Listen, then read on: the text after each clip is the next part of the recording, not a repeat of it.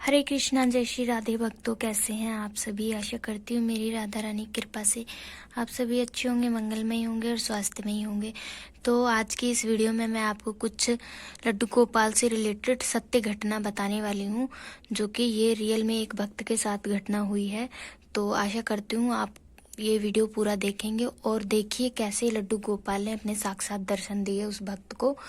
तो चलिए वीडियो को स्टार्ट करते हैं। तो देखिए भक्तों, अगर आप लड्डू गोपाल की भक्ति सच्चे दिल से करते हैं तो आपको भी पता है कि प्रभु आपके आसपास ही रहते हैं और कभी भी आपको गलत चीज़ें, गलत काम नहीं करने हैं। अगर आप भगवान की सेवा करते हैं, लड्डू गोपाल जी की सेवा करते हैं, तो आपको कठोर बोल नहीं बोलना है, आपको किसी से ऊंची आवाज़ में बात नहीं करनी है, किसी का बुरा भला नहीं सोचना है और किसी की भी चुगली चाटा ये सारी चीज़ें नहीं करनी चाहिए, क्योंकि आप लड्डू गोपाल की सेवा करते हो, बहुत ही अच्छी बात है। लेकिन अगर आप ये सारी चीज़ें करते हो तो फिर उसका कोई फ़ायदा नहीं है, तो इसीलिए आप ये सारी चीज़ें ना करें। तो मैं आपको आज बताने वाली हूँ कि एक घर की कहानी है, मतलब मुझे बताया तो मैंने सोचा क्यों ना आप लोगों के साथ भी शेयर करी जाए।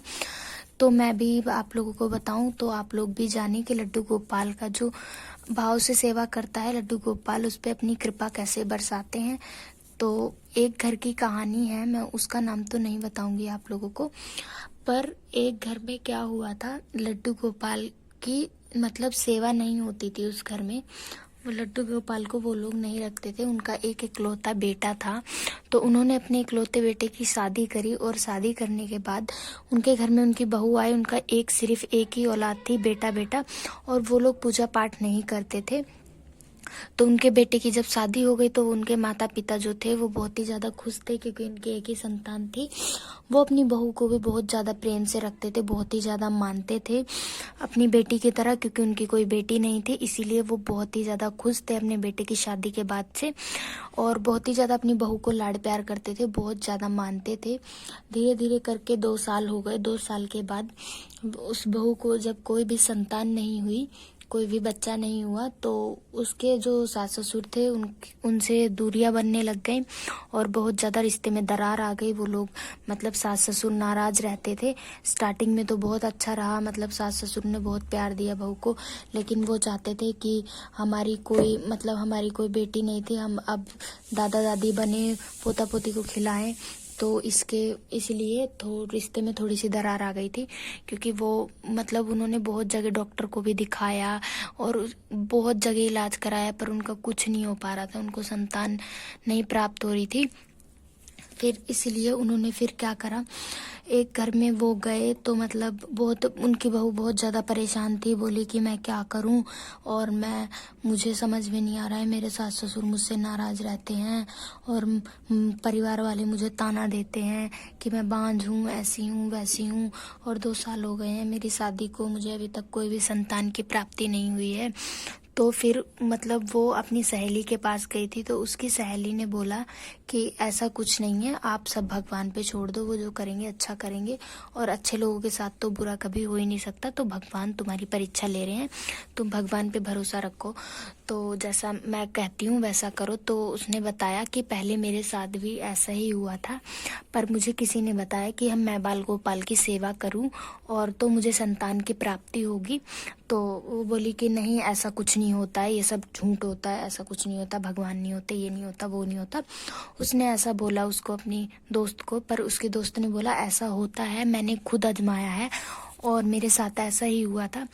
तो उसने बोला कि चलो ठीक है, मैं अगर तुम कहती हो तो मैं ये भी कर लेती हूँ, मैंने इतना इलाज करा लिया, अब तक तो कुछ नहीं हुआ, तो मैं ये भी करके देख लेती हूँ।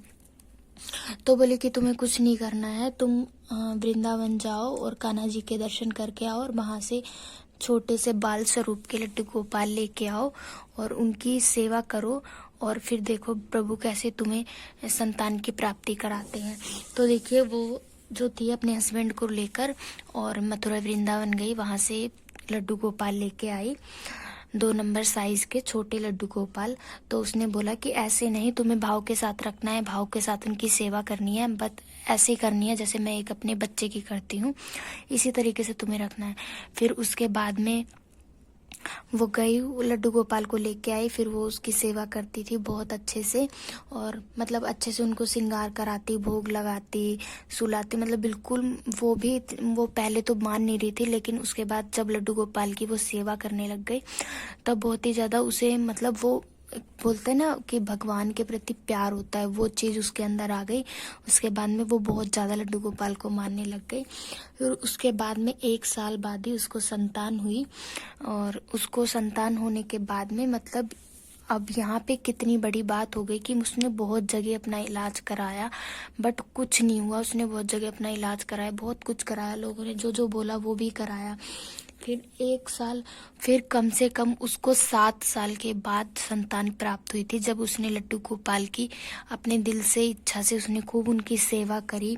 और तो फिर वो अपनी दोस्त के पास गई, बोली कि मैं बहुत खुश हूँ और तुमने मुझे रास्ता दिखाया और मुझे संतान की प्राप्ति हो गई। फिर उसके सास ससुर बहुत ज़्यादा खुश हुए। तो देखिए, आप ऐसा बिल्कुल भी मत मानिए। मैं आपको ये घटना इसलिए सुना रही हूँ कि जो लोग बोलते हैं ना कि भगवान की सेवा करने से कुछ नहीं होता, लड्डू गोपाल की सेवा करने से कुछ नहीं होता, ऐसा कुछ नहीं है। तो ये सब चीज़ें गलत हैं। देखिए, आप अगर पत्थर में भी भगवान ढूंढेंगे ना, भगवान हर जगह है, बस आप अनुभव तो करें उन्हें। तो मैं आपको इस वीडियो में आपको ये समझाना चाहती हूँ कि आप लोग ऐसा मत बोलिए कि भगवान नहीं होते, उनकी सेवा से कुछ नहीं मिलता हमें। भगवान के घर देर है, अंधेर नहीं है। समय के साथ सब कुछ मिलता है। भगवान आपकी परीक्षा लेता है, और परीक्षा भी भगवान उनकी ही लेता है जो परीक्षा देने के लायक होते। अब जो नहीं होते उनकी तो भगवान परीक्षा नहीं लेता है ना। तो इसीलिए आपको मैं ये समझाना चाहती हूँ कि प्लीज़ भगवान के बारे में, लड्डू गोपाल जी के बारे में ऐसा ना